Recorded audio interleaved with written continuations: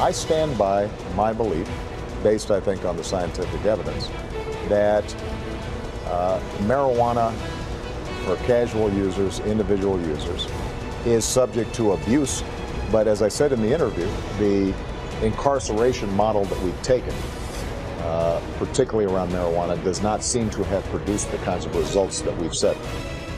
President Obama clarifying his recent comments that pot is no more dangerous than alcohol. Comments coming right in the middle of a national debate sparked by the recent legalization of marijuana in Colorado and Washington. Our expert panel here to take it on with some background first from ABC's medical expert, Dr. Richard Besser.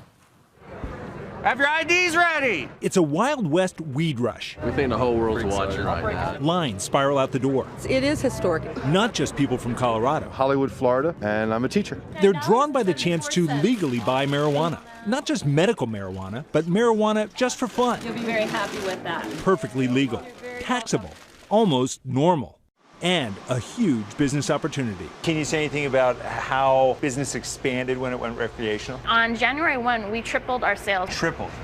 And on our second day on January 2, we doubled. This is the largest dispensary in the state so far. These are our mother plants. This is our flowering room. So after the plant is harvested, it's going to come here into our trim room. In here, we dry that finished bud. This is a big operation. We're 20,000 square feet right now, and we're expanding into an additional 20,000 square feet. But though voters decided, the country's divided. A recent ABC News Washington Post poll found 49% support legal recreational weed, 48% oppose. And Denver's mayor, Michael Hancock, is one of them. You were an outspoken critic of legalization of marijuana. Right. And now you're in charge of making sure it's done right. Right. How do you reconcile that? The people have spoken. They've amended our Constitution to legalize marijuana in Colorado. And my personal views aside, my job now is to carry forth the regulatory framework and the enforcement mechanisms of this industry in a very responsible and professional manner. Dr. Paula Riggs has spent the last 20 years researching marijuana addiction in teens. Brain development is really rapidly occurring from about age 10 well into our mid to late 20s. Your brain's kind of under construction, and it disrupts the development of circuits.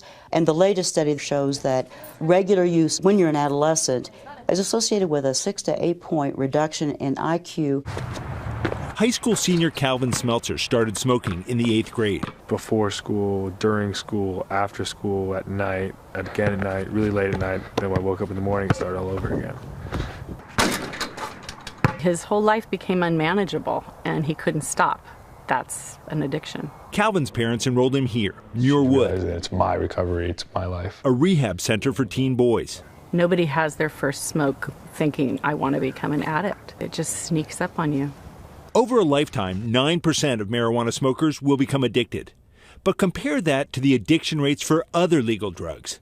32% for tobacco and 15% for alcohol. All the objective evidence on marijuana finds that it's far less harmful than alcohol. It's less toxic, it's less addictive. Mason Tvert led the campaign for legalization in Colorado. He says if you allow alcohol, marijuana should be a slam dunk. Unlike alcohol, marijuana doesn't contribute to acts of violence and reckless behavior. It's really bad public policy to steer adults away from marijuana and toward drinking. The Colorado State Police can test for drinking. For pot? There's nothing on the side of the road that can detect as much like the portable breath test for alcohol. Nothing like a breathalyzer. There's no breathalyzer for marijuana. So instead, officers look for things like a steady horizontal gaze, being able to stand on one leg, and being able to walk and turn without stumbling.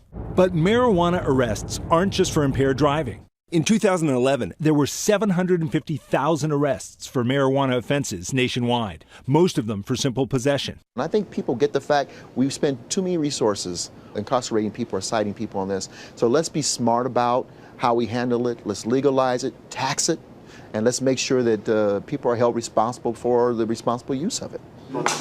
These 22-year-olds came to Colorado to snowboard and get high, legally. What do you think about it being legal? It takes a lot off your shoulders. A lot of that pressure.